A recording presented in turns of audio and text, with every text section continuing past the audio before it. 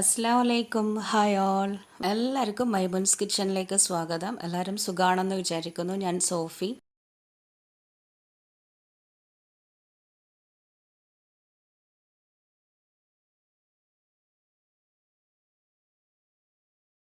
ഇന്നൊരു നാടൻ റെസിപ്പിയാണ്.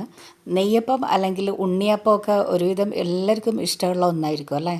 അപ്പം ഇന്ന് ഞാൻ ഉണ്ടാക്കുന്നതും ഉണ്ണിയപ്പമാണ്, നെയ്യപ്പം അല്ല. ഉണ്ണിയപ്പ ചട്ടിയിൽ ഉണ്ടാക്കുന്നതാണ്. അപ്പം പഴം ചേർത്തിട്ടാണ് ഈ ഒരു ഉണ്ണിയപ്പം ഉണ്ടാക്കുന്നത്. ഉണ്ണിയപ്പം പല സ്ഥലത്തും പല എന്താ പറയുക ടേസ്റ്റ് ആയിരിക്കും, പല ഫ്ലേവറിലായിരിക്കും. കാണാൻ ഒരേപോലെ ആണെങ്കിലും അതിൻ്റെ ആ ഒരു ഫ്ലേവറിന് ചെറിയൊരു അങ്ങോട്ടും ഇങ്ങോട്ടുമൊക്കെ ഉള്ളൊരു മാറ്റം ഉണ്ടാവും. അപ്പം ചിലത് പഴം ചേർത്തിട്ടുണ്ടാക്കും, ചിലത് ഈസ്റ്റ് ഇട്ടിട്ടുണ്ടാക്കും, ചിലത് അപ്പക്കാരം ഇട്ടിട്ടുണ്ടാക്കുന്നുണ്ട്. അപ്പം ഇനി ഇതൊന്നും ഇല്ലാണ്ടും ഉണ്ടാക്കാം.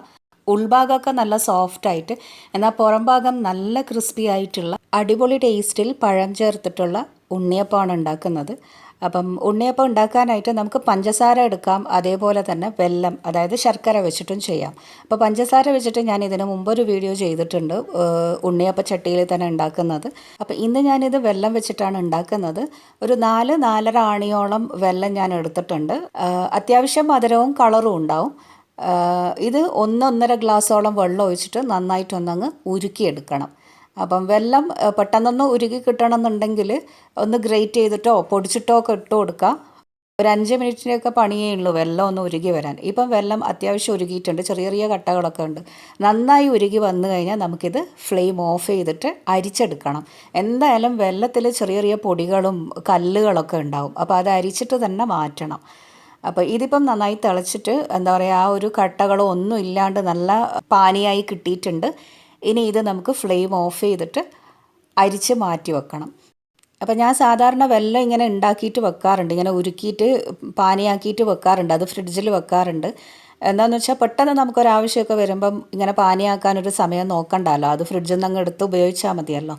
പിന്നെയെന്ന് പറഞ്ഞാൽ പുറത്ത് നമ്മൾ വെല്ലം കുറേ നാളിങ്ങനെ വെച്ച് കഴിഞ്ഞാലും അതിനൊരു പൂപ്പൽ കെട്ടിയ പോലെ ഉണ്ടാവും, പിന്നെ അതിൻ്റെ ആ ഒരു സ്മെല്ലിനൊരു മാറ്റം ഉണ്ടാവും.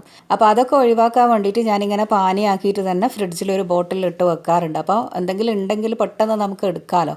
മാത്രമല്ല അത് ഉണ്ടാക്കി കഴിഞ്ഞാൽ എന്തായാലും ഫ്രിഡ്ജിൽ തന്നെ വെക്കണം കേട്ടോ, പുറത്ത് വെച്ച് കഴിഞ്ഞാൽ അതിൻ്റെ ആ ഒരു ടേസ്റ്റിന് മാറ്റം വരും.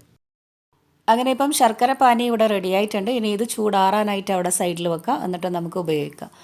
അപ്പം ഈ നെയ്യപ്പത്തിലേക്ക് തേങ്ങയൊക്കെ ഇട്ട് കൊടുത്താൽ അത് കടിക്കുമ്പോൾ നല്ലൊരു ടേസ്റ്റ് അല്ലേ. അപ്പോൾ തേങ്ങ, കറുത്ത എള്ള് ഇതൊക്കെ നെയ്യപ്പത്തിൽ എന്തായാലും ഇട്ട് കൊടുക്കും.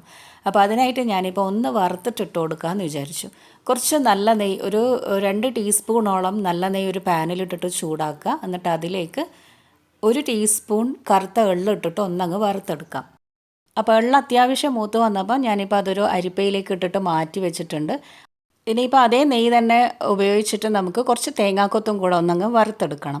അപ്പം ഞാനിപ്പോൾ ഒരു പിടിയോളം തേങ്ങാക്കൊത്ത് എടുത്തിട്ടുണ്ട്, അതേപോലെ തന്നെ ഒരു 2 പിടിയോളം തേങ്ങയും എടുത്തിട്ടുണ്ട്, തേങ്ങ ചിരവിയതും എടുത്തിട്ടുണ്ട്. ഏതെങ്കിലും ഒന്ന് മതി, രണ്ടും ഞാനിപ്പം ഉള്ളതുകൊണ്ട് എടുത്തതാണ്. തേങ്ങാക്കൊത്തായിരിക്കും കൂടുതലും ഈ നെയ്യപ്പത്തിനും ഉണ്ണിയപ്പത്തിനും ഒക്കെ ടേസ്റ്റ് കൊടുക്കാൻ. ഇനിയിപ്പോൾ ഈ തേങ്ങ നന്നായിട്ടൊന്ന് കളറ് മാറുന്നത് വരെ ഒരു മീഡിയം ഹൈ ഫ്ലെയിമിൽ വെച്ചിട്ട് തന്നെ വറുത്തെടുക്കാം. പിന്നെ ഈ തേങ്ങയൊക്കെ വറുത്തെടുക്കുന്ന സമയത്ത് തീ കൂടുതൽ അങ്ങ് ഇട്ട് കൊടുക്കരുത്. അതുപോലെ തന്നെ ഒരു മീഡിയം ഹൈ ഫ്ലെയിമിൽ വെച്ചിട്ട് അവിടെ തന്നെ നിന്നിട്ട് ഇളക്കി കൊടുത്തുകൊണ്ട് വറുത്തെടുക്കണം. പെട്ടെന്ന് തന്നെ ഈ തേങ്ങ വറുത്ത് കിട്ടണം എന്ന് വെച്ചിട്ട് ഹൈ ഫ്ലെയിമിലൊക്കെ വെച്ച് കഴിഞ്ഞാൽ കരിഞ്ഞു പോകും, അപ്പോൾ അതിൻ്റെ ടേസ്റ്റൊക്കെ മാറ്റം വരും. അപ്പം നിന്നുകൊണ്ട് തന്നെ ഇങ്ങനെ ഇളക്കി കൊടുത്തിട്ട് നല്ലൊരു കളറായി വന്നു കഴിഞ്ഞാൽ ഫ്ലെയിം ഓഫ് ചെയ്യാം. അപ്പം തേങ്ങ ഇപ്പം നന്നായി വറുത്തെടുത്തിട്ടുണ്ട്. ഇനി ഇത് മാറ്റി വെച്ചിട്ട് നമുക്ക് ഉണ്ണിയപ്പത്തിൻ്റെ ഒരു മിക്സ് റെഡിയാക്കാം. അപ്പം ഉണ്ണിയപ്പം നമുക്ക് കൈകൊണ്ട് തന്നെ ചെയ്തെടുക്കാവുന്നതേ ഉള്ളൂ. ഞാനിപ്പോൾ ഇത് മിക്സിയിലിടുന്നത് നന്നായിട്ടൊന്നങ്ങ് മിക്സായി കിട്ടാൻ വേണ്ടിയിട്ടാണ്.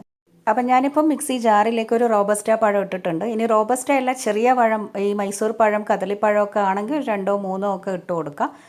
പിന്നെ ഇതിലേക്ക് 1 കപ്പ് പച്ചരി, വറുത്തിട്ടുള്ള പച്ചരിപ്പൊടി ഇട്ട് കൊടുക്കാം. അതുപോലെ തന്നെ 1 കപ്പ് മൈദ ഇട്ട് കൊടുക്കാം. അപ്പോൾ 240 ml അളവിലാണ് ഞാനിപ്പം അരിപ്പൊടിയും മൈദയും എടുത്തത്. ഇനി എന്താ ചെയ്യേണ്ടതെന്ന് വെച്ചാൽ ഇതിലേക്ക് നമ്മൾ നേരത്തെ ഉരുക്കി വെച്ചിട്ടുള്ള ശർക്കര പാനി അങ്ങ് ഇട്ട് കൊടുക്കാം. അപ്പോൾ ശർക്കര പാനി ഞാനിപ്പോൾ ഒരു 1/4 ഭാഗം മാത്രമേ ഇപ്പോൾ ഇട്ട് കൊടുക്കുന്നുള്ളൂ. നമുക്കിനി ഒന്ന് മിക്സ് ആയതിന് ശേഷം വേണമെന്നുണ്ടെങ്കിൽ ബാക്കിയുള്ളതും ചേർത്ത് കൊടുക്കുക.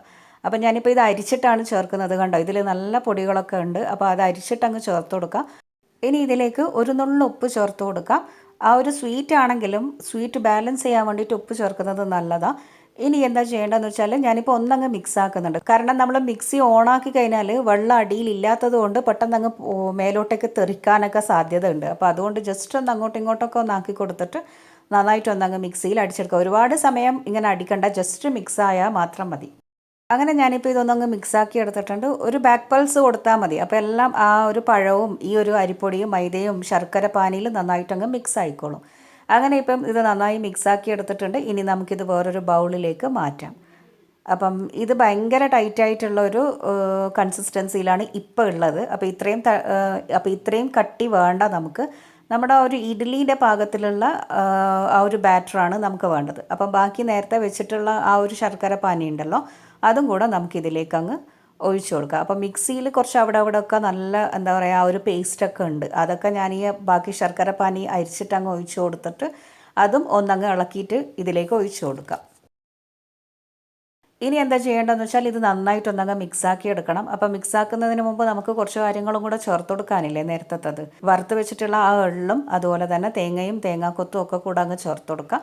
എന്നിട്ട് നന്നായിട്ടൊന്നങ്ങ് മിക്സാക്കി എടുക്കാം.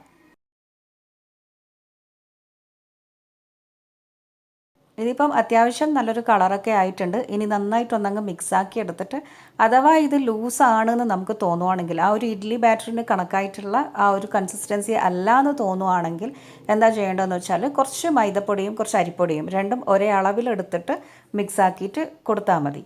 ഇനിയിപ്പോൾ ഇത് നമ്മളെടുത്ത ബാറ്റർ നല്ല ടൈറ്റായി പോയെന്നുണ്ടെങ്കിൽ കുറച്ച് ചൂടാറിയ വെള്ളം ഒഴിച്ചു കൊടുത്താൽ മതി. ആ ഒരു ഇഡ്ഡലി ബാറ്ററിന് കണക്കായിട്ട് ചൂടാറിയ വെള്ളം ഒഴിച്ചു കൊടുക്കാം. ശർക്കര പാനി ഇനി ഇതിൻ്റെ മധുരം നോക്കിയിട്ട് മാത്രമേ പിന്നെ ചേർത്ത് കൊടുക്കണ്ടൂ. കൂടുതൽ മധുരമായാലും ഇത് തിന്നാൻ അത്ര ടേസ്റ്റ് തോന്നൂലല്ലോ. അങ്ങനെ നമ്മുടെ ബാറ്ററി ഇപ്പം നന്നായി മിക്സാക്കി എടുത്തിട്ടുണ്ട്. നന്നായി എന്താ പറയുക മിക്സായി വന്നിട്ടുണ്ട്. നല്ല മധുരമൊക്കെ ഉണ്ട്, അത്യാവശ്യം നല്ല കളറും ഒക്കെ ഉണ്ട്. ഇനി ഇത് നമുക്ക് എന്ത് ചെയ്യാം, ഇപ്പം തന്നെ വേണമെങ്കിൽ പൊരിച്ചെടുക്കാം. പക്ഷെ എന്നാലും ആ ഒരു എല്ലാം കൂടെ ഒന്ന് പിടിച്ച് വരാനായിട്ട് നമുക്കൊരു അരമണിക്കൂർ കുറഞ്ഞത് വെക്കാം. അല്ലെങ്കിൽ ഒരു 1-2 മണിക്കൂർ സമയം ഉണ്ടെങ്കിൽ വെക്കാം. അങ്ങനെ ഞാനിപ്പോൾ ഇത് അടച്ചു വെച്ചിട്ടുണ്ട്. ഇനി കുറച്ച് കഴിഞ്ഞിട്ട് നമുക്ക് നോക്കാം. അപ്പോൾ ഇത് ഏകദേശം ഞാനിപ്പോൾ ഒരു 2 മണിക്കൂറൊക്കെ കഴിഞ്ഞിട്ടാണ് തുറന്ന് നോക്കുന്നത്.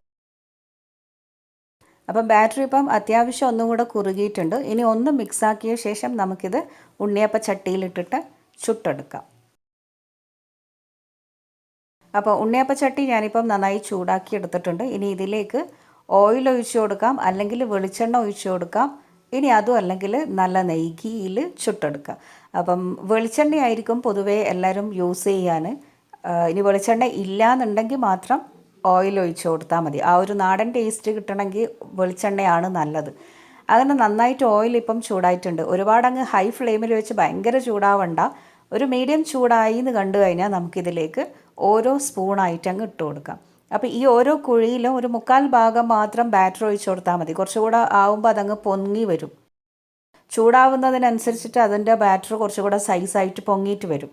അപ്പോൾ അതുകൊണ്ട് ഒരു 1/4 ഭാഗം ഒഴിച്ചു കൊടുത്താൽ മതി. എന്നിട്ട് ഒരു ഭാഗം ഒന്ന് നന്നായി മൊരിഞ്ഞു എന്ന് കാണുമ്പം അടുത്ത സൈഡും കൂടെ ഒന്നങ്ങ് തിരിച്ചിട്ട് കൊടുത്തിട്ട് പൊരിച്ചിങ്ങെടുത്താൽ മതി. പിന്നെ ചിലത് തന്നെ തനിയെ അങ്ങ് തിരിഞ്ഞ് പോകുന്നുണ്ട്. ചിലത് നമ്മൾ കൈകൊണ്ട് സ്പൂൺ കൊണ്ട് ഒന്ന് അങ്ങോട്ടും ഇങ്ങോട്ടൊക്കെ ഒന്ന് തിരിച്ചിട്ട് കൊടുക്കണം. ഇത് പൊരിക്കാനാണെങ്കിൽ ഒരുപാട് സമയത്തിൻ്റെ ആവശ്യമില്ല. ഒരു ഭാഗം ഒരു 1-2 മിനിറ്റ് വെച്ചിട്ട് പിന്നെ അടുത്ത ഭാഗം തിരിച്ചിട്ട് കൊടുക്കുക. അതേ സമയം തന്നെ വെച്ചിട്ട് നമുക്കിത് കോരിയെടുക്കാം. അപ്പം നമ്മൾ ഒഴിച്ച ആ ഒരു ഓർഡറിൽ തന്നെ തിരിച്ചിട്ട് കൊടുത്താൽ മതി. അപ്പോൾ എല്ലാം ഒരേ അളവിൽ തന്നെ അങ്ങ് വെന്ത് വന്നോളും. പിന്നെ നമ്മൾ ഫ്ലെയിം കൂട്ടി വെക്കണ്ട. ഇനി അങ്ങോട്ട് ഫ്ലെയിം ലോ ആക്കിയിട്ട് തന്നെ വെക്കുക. കാരണം ഉൾഭാഗം കൂടെ ഇത് നമുക്ക് വെന്ത് വരണമല്ലോ.